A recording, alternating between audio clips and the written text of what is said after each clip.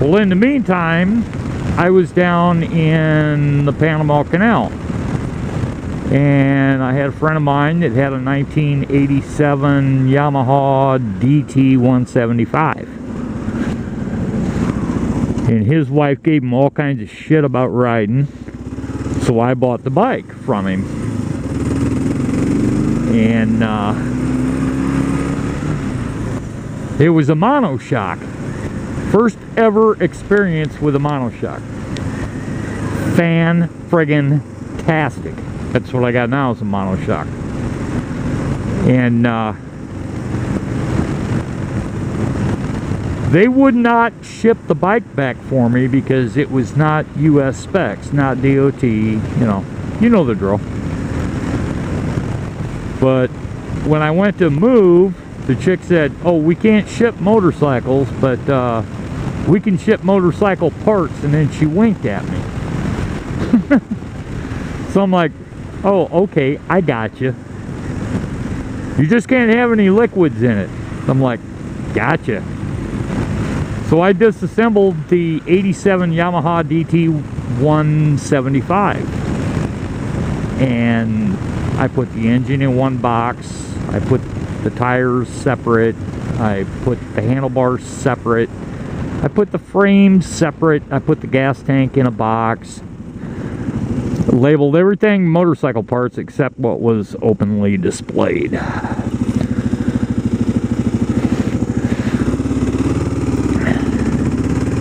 So we moved to Memphis.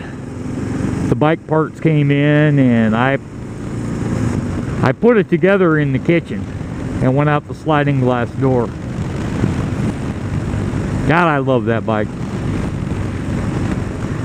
And non-DOT, you know, all that stuff. And when I got down to Florida, they plated it. I was able to plate it with a Panamanian title. I was just totally amazed. I thought that's where I was going to get stuck. So I plated it, and I rode it back and forth to work when I needed to. And I just absolutely loved that bike. I'd love to have it back. But anyway, then a divorce happened, and yada yada yada. So that was in,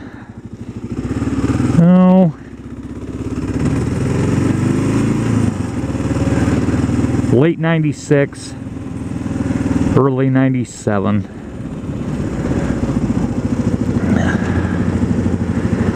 And let's see, Yamaha, Suzuki, Yamaha. Oh, then I had a Honda 250. I don't remember. It was so short-lived. It was a 4-stroke 250, and it lasted me about a month and blowed up. But I gave hardly any money for it. So yeah, my whole career, my whole I don't know if career is the word, my whole existence has been on dual sports. And I've ridden Gold Wings. The bro I hang out with now, PBK, he had a Gold Wing, 76 Gold Wing, and he'd let me take it out whenever, until I laid it.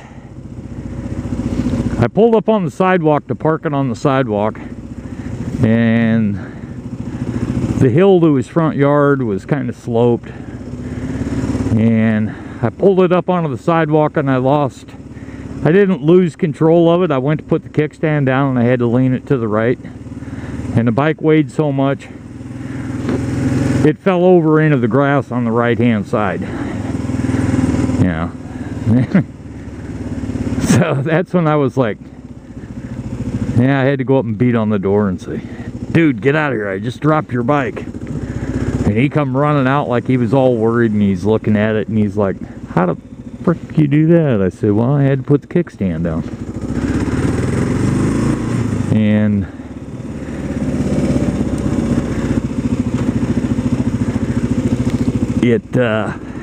this is like when I was 18. So I probably weighed $1.25 then. I only weigh like $1.40 now, $1.45. $1.45, and I'm bragging. But yeah, so I laid it down, and I absolutely could not lift that bike up and put it on the kickstand. So I had to go get him and have him help me. And he was kind of pissed, but he knows I'm a small dude. So anyway, let's see, that was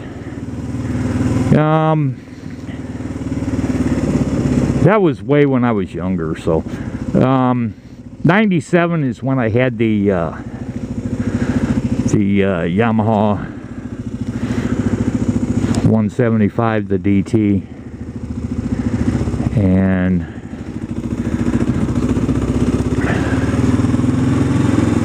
so I rode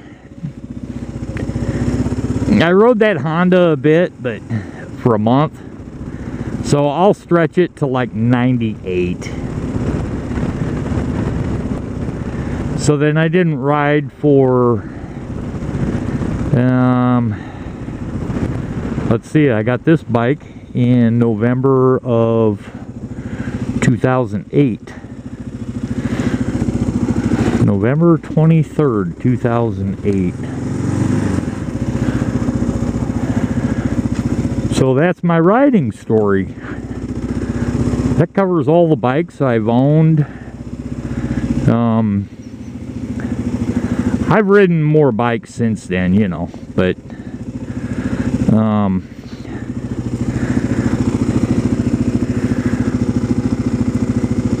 like I said, I learned on dirt, and I don't really care what anybody says.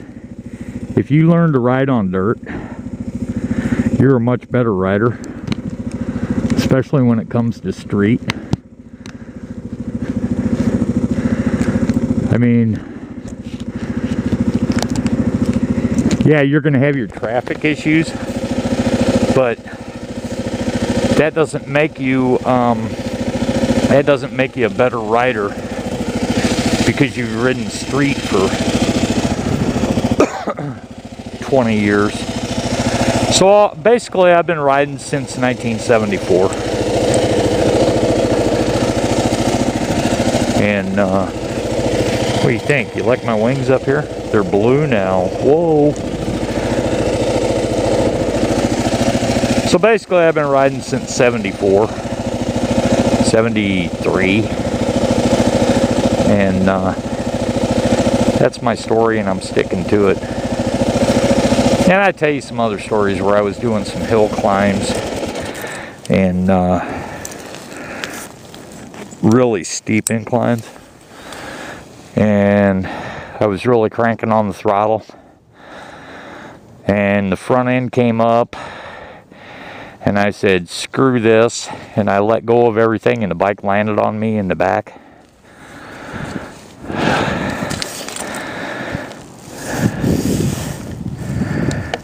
That fucking piece of shit GoPro.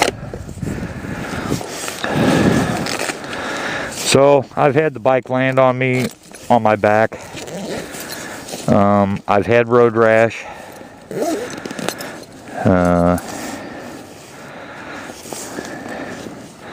So why do I wear all my gear? That would be why, because I have been through a lot of it.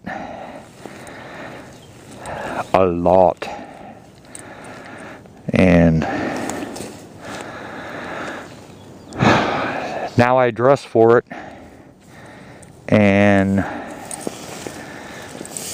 the road rash is not something I'm interested in getting. So, alright guys. We're out of here. We're going to go into the busted knuckle and see what's going on. Later. Bye.